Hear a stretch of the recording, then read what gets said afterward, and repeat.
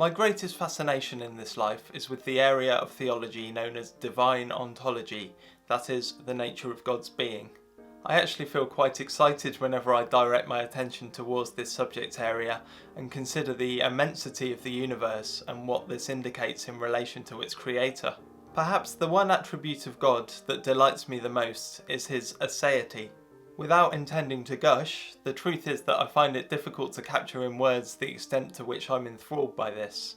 It is a truly wonderful and awe-inspiring concept to behold. The word aseity has Latin roots, with a meaning from, se meaning self, and ity meaning ness. So aseity means from selfness. To expand upon this, we might say that the word means self-existing, and when applied to God, it means he is uncaused or uncreated. This is very relevant to the philosophical problem of why there is something rather than nothing. Many scientists posit that existence started with a big bang, but this will always beg the question of what came before. It is illogical to argue that something can emerge out of nothing. The solution to this problem is God's aseity. There has never been a time when God didn't exist, as his very nature is being. Pondering God's aseity has led me to understand that God is not different from existence. If this is true, then everything that exists is a part of God. I'm not arguing for pantheism, or at least the version of pantheism that equates God with nature, because I believe the physical world could cease to exist, and God, because of his aseity, would remain perfectly whole.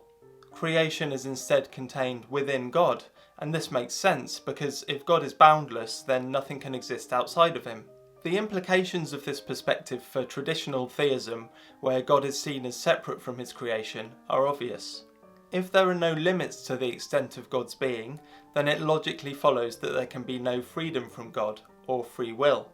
Instead, we must see the entirety of creation as an expression of God's being and under his control. What I love about the concept of aseity is that despite being a logical explanation of one of God's fundamental attributes, it is still deeply mysterious.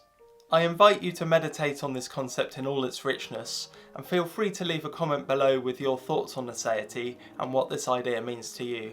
Thank you for watching. This video series accompanies my new book titled God's Grand Game, which is available now from all major retailers. If you enjoyed this video, please hit the like button and subscribe and ring the bell to be notified of future videos.